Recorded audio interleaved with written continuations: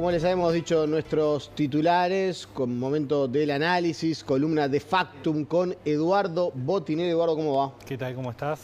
Bien, y en realidad si uno se pone a ver y a repasar la semana de noticias, y lo conversábamos brevemente, el gobierno claramente, me parece que desde el punto de vista comunicacional también, está empezando a dar más entrevistas, se dio esto de Alejandro Sánchez, su espacio con los militantes en redes sociales.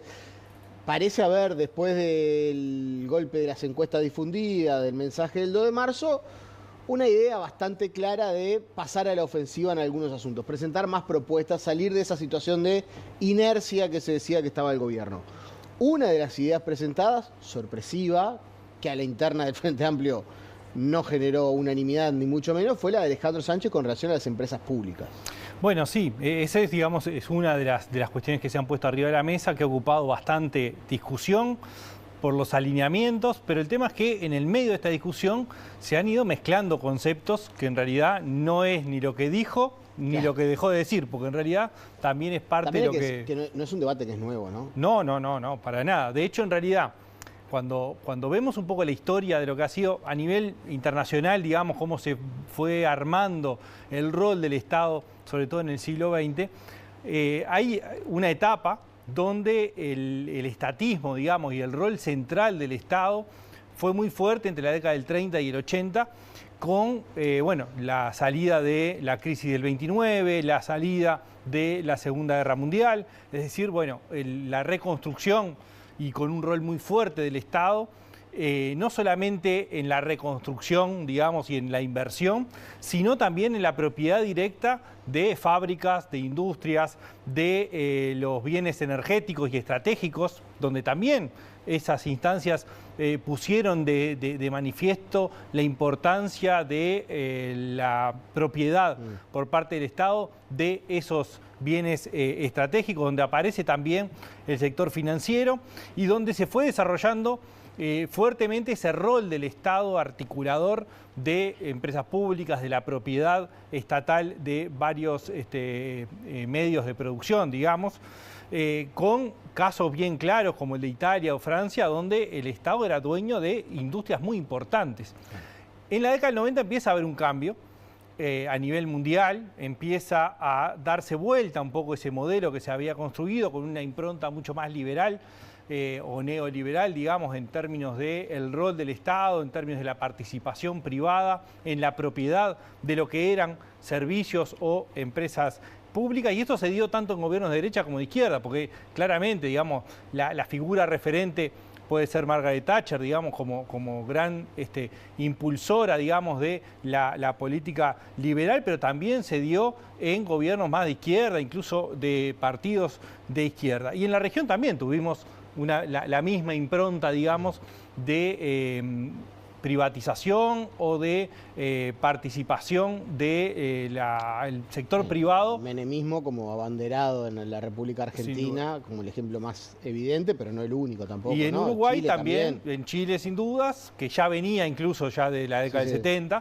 pero el caso de Uruguay también, ¿no? Es decir, en realidad Uruguay tenía la ley de empresas públicas que termina trancándose a partir del referéndum del año 92.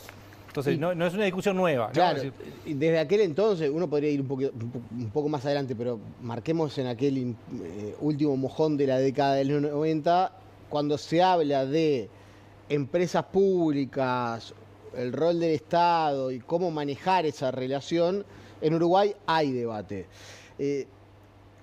Hoy, ¿cómo se visualiza esa discusión sobre el estatismo? Bueno, en parte lo que decíamos, cómo lo presentó el propio Alejandro Sánchez y cómo fueron las, digamos, derivaciones posteriores de apoyo o de discusión.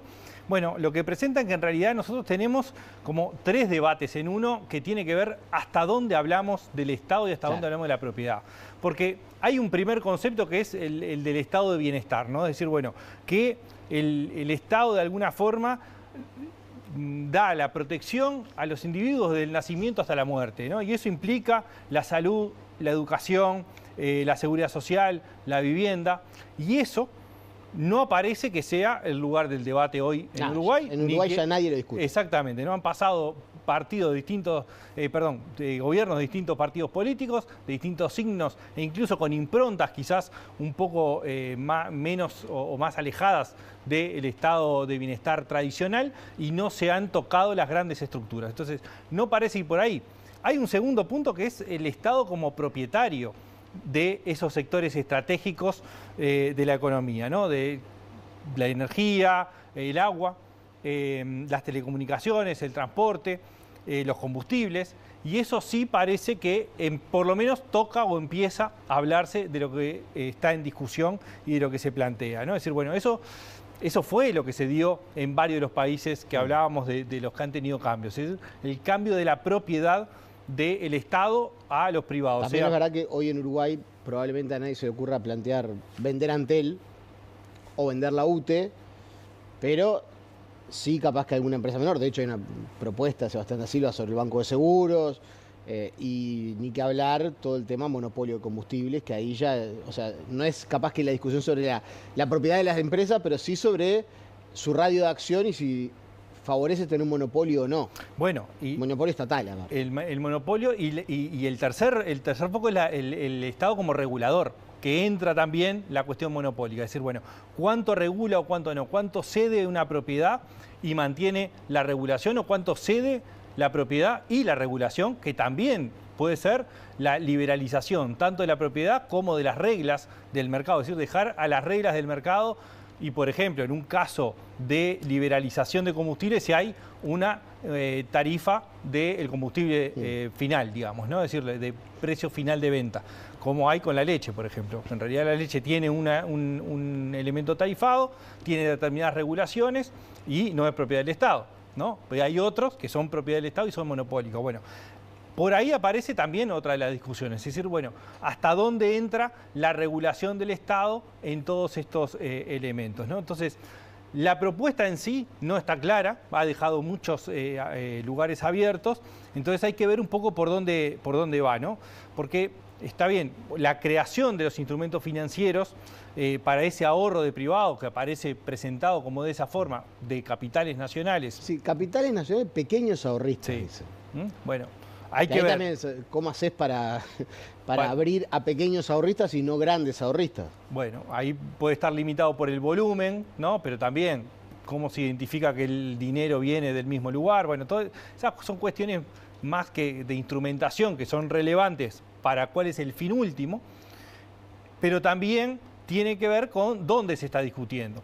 Y donde se está discutiendo es en el lugar de la propiedad del Estado, ¿no? Es decir, bueno, hasta dónde es propiedad 100% del Estado, hasta dónde entra un capital privado como copartícipe del Estado. Articular la inversión privada con la pública y ese rol regulador que queda también en parte de la discusión que está por arriba de la mesa. Recordemos que hay experiencia, por ejemplo, en UTE, donde la gente o el ahorrista puede comprar una participación en un parque eólico, se le garantiza una determinada ganancia en un tiempo, una especie de bono. Lo que quedó claro es que parecía una propuesta mucho más a lo que en su momento había planteado Mujica, que había hablado definitivamente de abrir el capital de acciones de las empresas estatales y permitir la participación, que eso sí tiene como contrapartida atenerse a reglas de mercado donde el control financiero, el control sobre las decisiones de las empresas es muy diferente cuando una empresa cotiza en bolsa que cuando no cotiza. De todas maneras, digo, esto para poner en justo término, ¿no? Hay empresas estatales muy grandes a nivel internacional que cotizan en bolsa y que son estatales. Claro. Petrobras. ¿Sí? Petrobras bueno, es una empresa estatal puramente y cotiza en bolsa. Ahí entra un poco alguna de las discusiones de hasta dónde llega. Lula no es menos izquierda por hacer cotizar en bolsa. No, y de hecho tiene toda una tradición sobre eso. El tema es que, claro, una cosa es la tradición que está dada, qué cosas se modifican y esas modificaciones qué significan en todo el resto de los aspectos. Es decir, bueno, cuánto es de empresas colaterales o laterales, cuánto es un capital directo en la misma empresa pública, cuánto se puede abrir o no. Y le saltaron mucho desde el Frente Amplio y desde el sindicalismo, ¿no? A Alejandro Sánchez. Bueno, sí, sin duda, porque es algo que atraviesa la izquierda desde hace décadas, ¿no? Es decir, una cosa es cuando en la década del 90 hay una unificación de discurso, por lo menos en enorme mayoría del Frente Amplio, detrás de la defensa del referéndum de ley de empresas públicas, y otra cosa es cuando, bueno, han pasado más de 30 años y empieza una discusión nuevamente sobre este rol. Ahí la tensión aparece entre la propiedad y el control de las empresas públicas, donde entra el movimiento sindical, los sindicatos de las propias instituciones, que también divide a la izquierda en ese sentido, es decir, bueno, hay una que sostiene que la propiedad y el control tiene que ser del Estado, y otra vertiente dentro del Frente Amplio que sostiene más a las empresas públicas como instrumentos económicos que tienen sus propios objetivos y que colaboran de alguna forma a llevar adelante otro tipo de políticas sociales o de mantenimiento del Estado.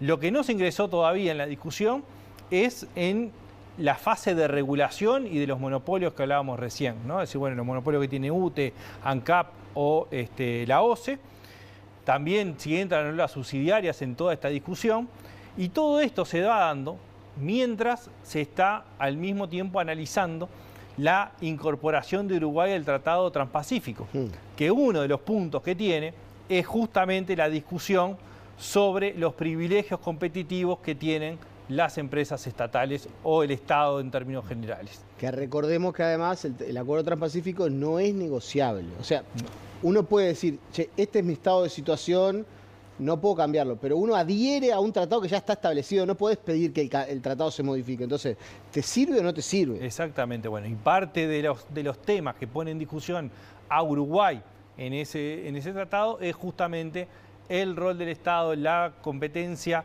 o no que existe en algunos ámbitos, y eso va a ser parte de la discusión. Ahora, esta discusión tal como empezó un poco desordenada, ¿no? Es decir, todavía no está claro cuál es el alcance, hasta dónde puede llegar la participación de los privados, todo esto que decíamos, bueno, los pequeños ahorristas, nacionales, cómo es que llega.